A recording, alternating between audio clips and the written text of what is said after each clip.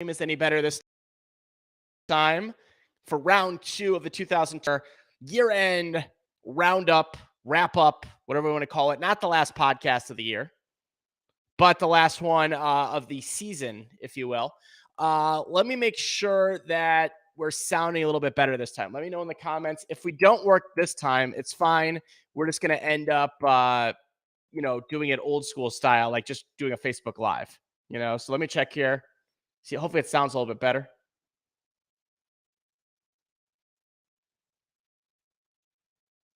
All right, we're good this time, though. All right. Okay, we're good. We're good. Awesome. Sounds good this time. Love it. By the way, if you could see here on the stream, a lot of your comments are coming up as Facebook user. Over time, I'll show you a way that you can actually hit a button so your name will show up. It's a whole thing. We're using a new operation here. So let me send this in Messenger real fast, and then we're just going to get underway here with the show. Let's go send that to the boys. There we go. And now we are underway here. This is the Siteman Softball Podcast. This is episode number 50, season wrap-up episode here for Siteman Pure. And now let me note on this, clarification. This is not the last episode of the Siteman Softball Podcast for the year. There'll be a new episode every Tuesday, as you've come to know and love. But this is the last kind of the season because Worlds just finished. Worlds are going on right now. Obviously, the major is about to start. So I'm calling this kind of the year wrap-up episode. Using a new software. I've been experimenting over the last couple of weeks with software. And this one's called Restream that I'm using right now. And the kind of the cool thing about Restream, which I've learned really fast here, you could stream video in like a million different locations at the same time. So right now, we're not on a million different locations, but a few on Facebook. And then we're on, which is facebook.com/David Garland. We're also at Siteman Softball Nation on Facebook, which you should be able to see in there. And let's see, what else? We are on Twitch. So I don't know much about Twitch. I know it's more of a big video game thing, but Siteman Softball is now on Twitch, and we're live on there now as well. So if you're a Twitch person, I don't know what it is. I'm not cool enough to know. It's out on Twitch, and also Siteman Softball on YouTube as well. So we're live in multiple different places here, which is a lot of fun. And over time, I should be able to bring in all these different questions and different things here, be able to see them really well here as well. But that is the dealio here today for this. I want to thank our sponsor of this episode, our good friends at Pure. PureSportsTech.com/Pure for the Cure. We are in October, which is Breast Cancer Awareness Month. So this is the last month that you can get yourself some pink gear and pink Pure at PureSportsTech.com/Pure for the Cure. Enter the promo code Siteman, Siteman. Will give you a special discount on anything that you order. Now, pretty cool here. You know this, we've mentioned this in the last few episodes of the show, but any apparel that you buy, 20% will be going to cancer research at the Siteman Cancer Center. So pretty darn cool there, doing a cause, doing some good stuff. Check this out. I got some of the things right here. We got our, this is the hoodie. Very bright, very cool. Put that down here. Got it folded up nicely. We got the long sleeve shirt. This is pretty cool. Check this out. Got the long sleeve shirt. That came out really nice. Katrina and the team did great there with this. This is the kind of short sleeve shirt that you could see. And then finally, this is one of my favorite ones, underrated. We got this that have the, I think I'm going to wear these tonight, playing a little ball tonight. So I am going to maybe rock these sweatpants to start to get a little cooler in St. Louis. But anyway, PureSportsTech.com/Pure for the code Cure. Promo code Siteman. Keep Pure. And just a note, I had a great conversation with Chris Osborne, who's the founder of Pure, yesterday. We're just talking about how kind of recapping this past season. And, it's been a really good relationship with Siteman Pure. And, we're thankful for what they do. They're really happy with us. It's a nice little marriage, if you will. So we appreciate them. We love swinging the bats and all that kind of good stuff this year. So anyway, let's get at it. Reminder, by the way, if you want to check out all the audio places the podcast is all at, go to sitemansoftball.com/podcast. Siteman podcast. I'll show you all the cool places the podcast is at. Now you can see here with this new sort of interactive setting here, comments are showing up, and over time you'll be able to see your name. We're going to work on that kind of stuff as well. Say hi, by the way, test out our comments. Whether you're watching on Facebook or Twitch or you test out the comments. I want to see if these things work out well, because pretty cool that you can kind of get these going on the side here. There's Willie Dooley. Awesome. From what I understand, the way with the comments, which is kind of important to note, is that if you're in the Facebook group, so if you're in Siteman Softball Nation Facebook group, your name shows up as Facebook user. There's going to have to be like a thing that you click to allow your name to show up. I'll figure that out in the future. You don't need to worry about that now. But if you are on regular, just on facebook.com/David Garland, or on YouTube or Twitch, I should be able to see your name as well. So like gives us the little one of these. I can see that. But whoever said sounds good or perfect, I can't see that unless I go to Facebook. So anyway, we're going to get it kind of all meshed out here over the next few weeks of the show. But as I said, just a reminder that this is not the last episode of this is kind of the last one of the season. We'll be back at it. My plan in the off season, is there an off season? I guess there is, kind of, right? It's going to be bringing on some guests, interesting people, personalities in the softball world. So we're going to do a lot more interviews, things like that in the off season, because there's not going to be games to recap or things like that. So, and by the way, in this episode as well, if you have any questions, since we're on here live, feel free to fire them. I'll try to answer the best I can with any questions in this episode. But first of all, let's, wrapping up the season here. Siteman Pure as past week playing in A and B Worlds. For those of you that didn't, I'm not going to harp on this for a long time, but really quickly, is I had a Facebook post up last week, is that I made the very difficult decision, and trust me, it was a difficult one, to not go to the World Tournament this year. With the kind of the weather that was happening and the different things that were going on, I just didn't want my family, who was going to worry sick about it. To me, I had to make a call on it. It was a agonizing one. Wanted to be there, obviously, and got to live with the decision with that for sure. So did not make it down, but I was on the live streams. I was talking to the guys. I was talking with Matt Petrov the whole time. So I got to kind of experience it a bit from afar. But to recap here, and I don't know if I'm going to necessarily go game by game here at the World Tournament, but I'm just going to kind of give a quick review as to what happened there. So the tournament, we went 4-4. So 2-2 in A, 2-2 in B. Okay. Now, how do you look at that? Well, obviously you want to do better than that, right? You want to do better than that. And, no one's going to disagree with that. However, there were a lot of good things that happened with this as well. So, I mean, you look at it, in the B world, we played VSSI in the first game, and this was a 13-12 comeback down and out in the bottom of the seventh. Jagger Harjo walk-off home run, beating them 13-12. Then a very tough game against BTR, which we lost 27-18. It was a hit fest. BTR just hit a little bit better. One of the more higher scoring games of the tournament, especially up to that point as well. So that was a 27-18 loss. The rebound. What happens after you lose? Something inevitable in softball is you will lose. What happens next? Do you fold? Do you fall apart? Earlier in the season, I think, as we were kind of gelling and meshing together, sometimes we had a tendency to have trouble bouncing back. But now, as you get all these games under your belt, all these different things that can happen, the short memory is on full display here. Came out and beat 50-50, 19-1.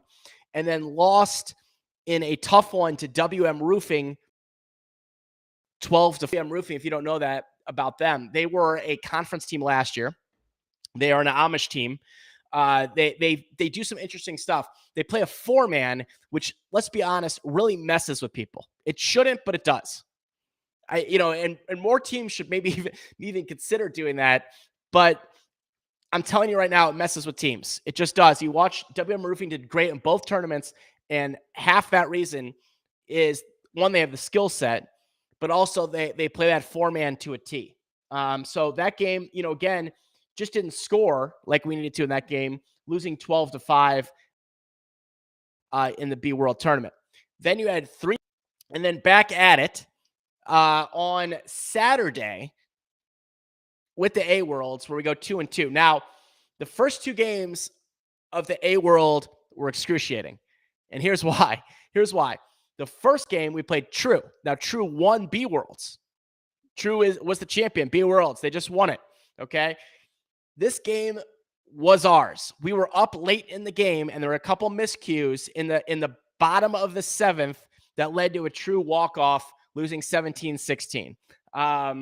Eric Conan pitches hard out in that one, deserved better. It's going to happen, right? I hate to say it, of finding, defeat in the jaws of victory. We somehow whipped out of the way, and we just didn't get it done, against True. And, the second game then, coming out very flat actors. We had a lead in this game that we blew, but we were flat.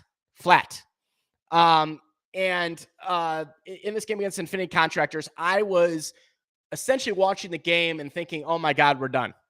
I mean, I hate to say it. I'm a positive thinker,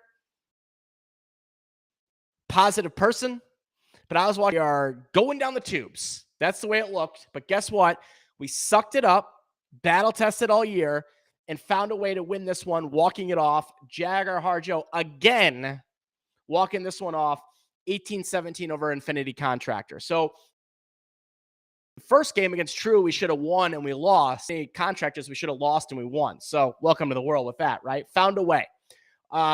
Platinum Fire was the next game. We won that one 15-4. And then guess what? Our bugaboo, WM Roofing, came back, took us out of both worlds. Freaking WM Roofing.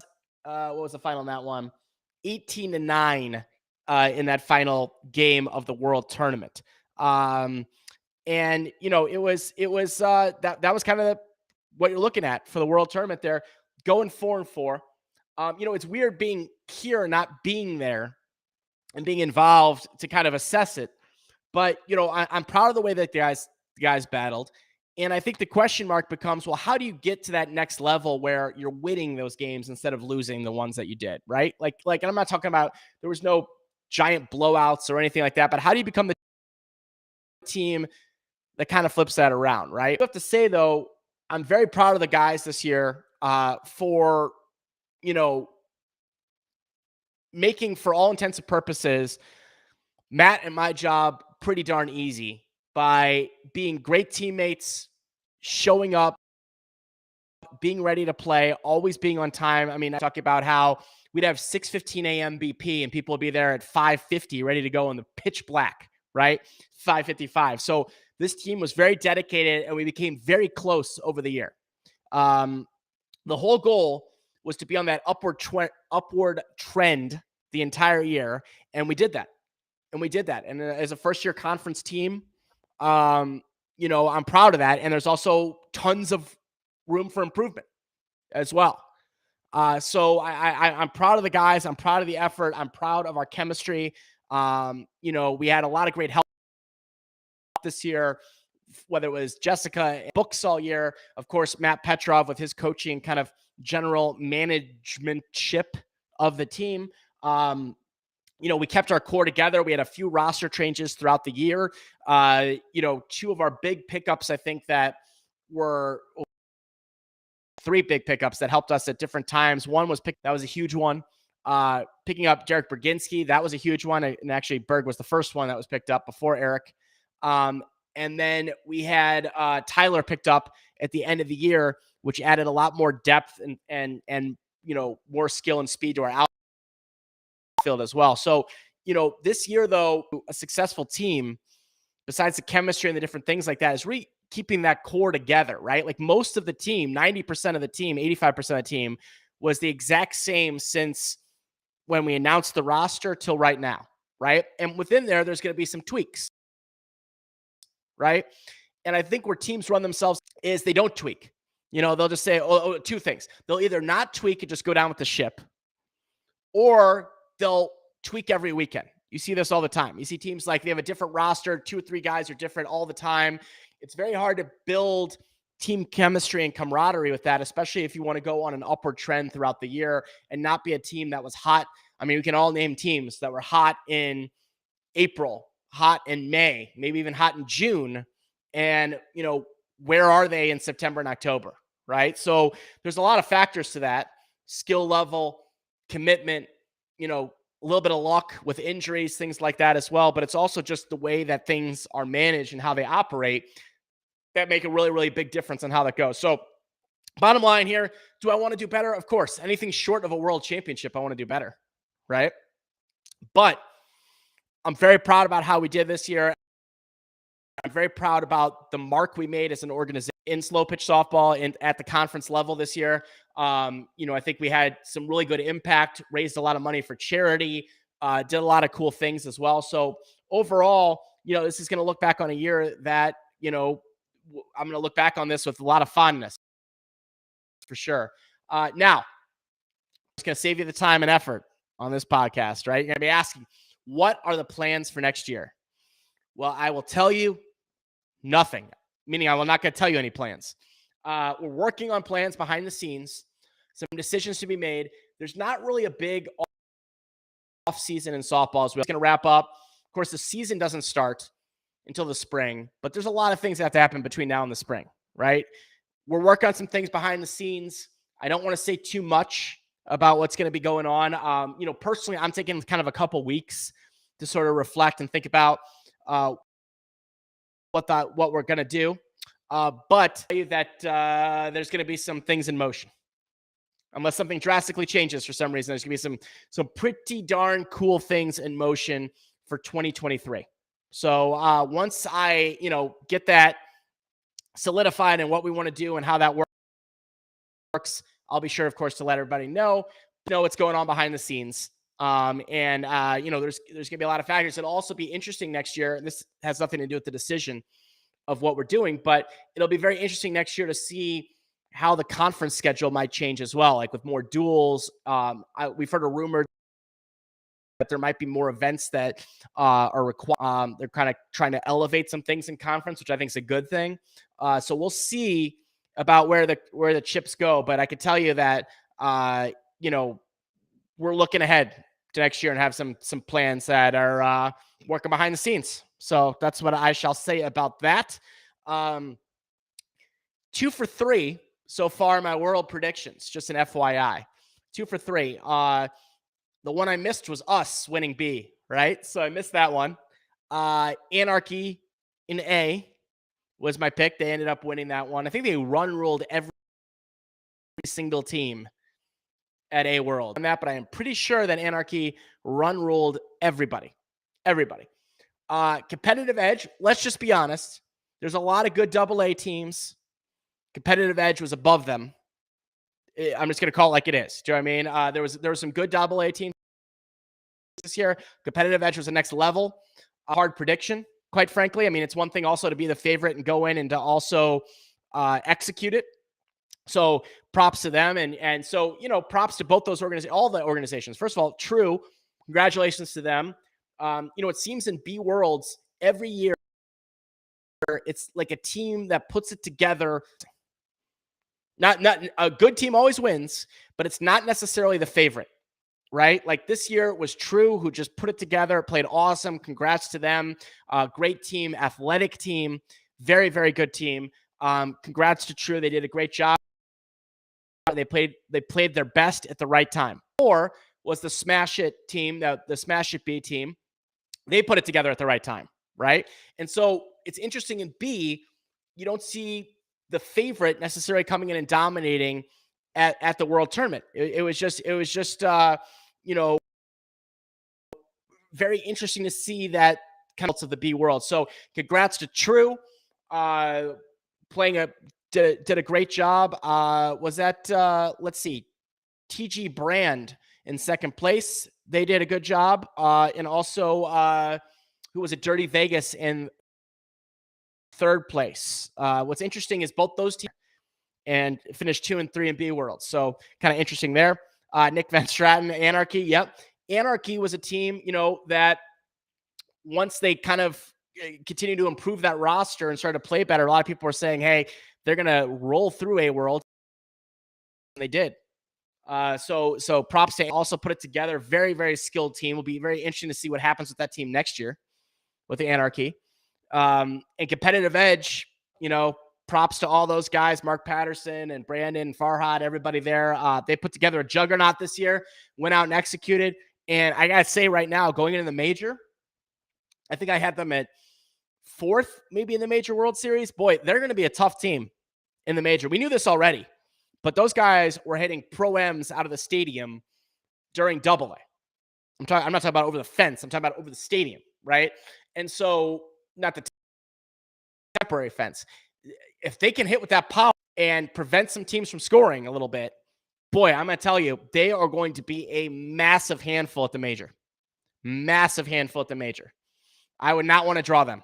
And there is a cluster there of good teams in the major that it's going to be very interesting to see who comes out of that. I think you're looking at a very early possible matchup. It's going to be very, very interesting to go with the major. I'm going to stick, though. I already made my prediction, which was MPT Rentals. I really think a lot of teams could win it. Well, not a lot, several. And so I think it could go a lot of different ways. I don't think that there's a clear-cut favorite. I think at Double-A, competitive edge was a very clear-cut favorite, in my opinion. But major, not so much. Could go a lot of different directions. I mean, I wouldn't be surprised if Monster won. I wouldn't be surprised if Fresman Resi in October, right? I wouldn't be surprised. That was my prediction. I also wouldn't be surprised that everybody sleeps on Smash It. Maybe, they put it together and they win it, right? I also wouldn't be surprised if competitive edge snuck in there somehow and got it. However, after that 5, then I would be very surprised. And of course, it could happen. So I play the game. I would be surprised if it's not one of those teams, and I think everybody else would be as well. So looking forward to watching the major coming up this week. I was actually asked to do play-by-play for the major this year, do a lot of the games. I cannot do it this year just because of scheduling, and we have a Jewish holiday on. But hey, next year might be in that booth doing some play-by-play for you guys, enjoying it, having some fun at the major. You never know. Never know, my friends. So just wanted to do it, do a little, not the longest episode in the history of the world here, but come on here. Give a shout to the guy. Not a lot of people get to go fly around and go around the country and do these kind of cool things. Get to play slow pitch softball, and play some underhand and get to play at the highest level. And I was saying this to everybody. I don't care if it's badminton or, tiddlywinks, pickleball, any kind of random. Pickleball is becoming super popular now. Cornhole, right? Whatever it is, any kind of like niche sport. There's always that top level, right? And there's always it's a different animal. And I love being able to put teams together to compete. And I think very, very big things in store. Let's just put it that way. Okay. Now I'm going to do a couple answers to questions and comments here on the way out of today's episode. Scott Patterson said he can do play-by-play. Scott Patterson, with his team of Americans, LSR, taking the GSL tournament. Congratulations, Scott Patterson. The biggest game of his life, Scott Patterson, right? Willie Dooley's asking me, what grade would I give the season? That's a really interesting question, Willie. Let me think about this. So I'm going to go 3 grades, okay? I'm going to go off-field, on-field, overall. So off-field, On field, overall. Off field, I'm going A. Meaning, I was very happy about the logistics of this. Worked. There were really minimal problems off the field. Not perfect, but I'm saying pretty darn close to perfect. Logistics, travel, getting guys there, camaraderie on the team, chemistry, all those things, all getting an A. On the field, God, that's a tough one. Willie, I'd have to give it like a C+ on field, because I feel like there were flashes of very, very good things. When we beat the Seminoles twice, when we had our backs against the wall in several tournaments and won via walk-off. We walked off the Seminoles. We walked off Cash House, who's another very good B team. There was a lot of these kind of moments, almost, that I hate to say almost, but like in that game with Rosmondo for 7 innings was great. Run ruling Hub's Pub was great in Kansas City. There were a lot of games that we played very well, but then there was also that inconsistency of ones that were maddening. Maddening games, maddening tournaments. You go up and down. Do you know what I mean? So I give it a C+ on the field. I give it an A off the field. And so overall, I'm going to call it like a B. Do you know what I mean? And so there is certainly a B-. Do you know what I mean? Someone there. There's certainly room for improvement. And I think that's just going to be, ways that we're going to improve. You know what I mean? And I think, it's a great group of guys. You guys just lack some consistency. Agree with that. Maybe some on-field leadership. I agree with that too. I mean, I think next year, well, I don't want to spoil too much on what we're kind of thinking about. Say, if you were to ask me, I'll just flip the questions, go back to this year. What could you guys benefit from? I think a little bit more veteran leadership at the conference level would help. I'm not talking about coaching. Matt did a great job. I'm saying more of the leadership, which I think, as you pointed out, it's something that could improve, because we had a lot of, relative conference rookies.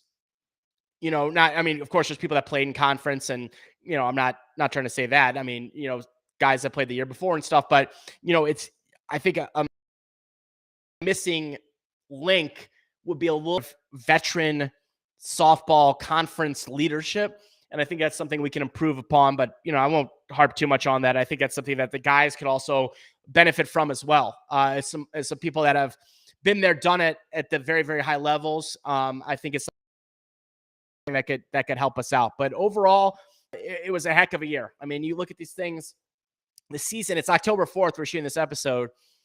The season in slow pitch is, I don't know, 900 years, it feels like, traveling to all these different cities. It takes commitment from the players. It takes understanding, commitment from people's families and kids, and all give us the benefit of being able to play this game. So, shout outs to everybody that gets that done. So this wraps it up. Siteman PR 2022. We're going to have, obviously, a new podcast every single week. As more announcements or things come up about next year, I'll be sure to share with you guys what's going on with that. Appreciate everybody tuning in. I mean, obviously the podcast has continued to grow and grow and grow and grow and grow. The podcast is great because it engages more people with softball. It's also a lot of fun to do, right? I'm actually working on another podcast right now. I don't want to say too much about it, but it's going to be a not softball related podcast that I'm working on behind the scenes. I'll probably be sharing more about that in the future. For those of you who don't know, that's where I started long time ago, is in 2008. I had a local TV show in St. Louis called The Rise to the Top, where we interviewed entrepreneurs and business owners. And it was kind of designed to be a younger person's business show, if you will. Like, we called it like not your grandfather's business show, right? And it was a lot of fun. Did that for several years. And then by accident, I kind of got lazy because we were interviewing a lot of people in St. Louis. And then we travel around and interview people around the country, different entrepreneurs and business leaders and things like that. And then I said, well, what if we could do this from behind the computer? What if we could do this like sitting behind the computer? And I don't know, I could see someone feel like this. And this was 2008, 2009. This was like unheard of at the time. This was not, there was no Zoom. There was no easy calls to do this. There was no easy way of recording interviews.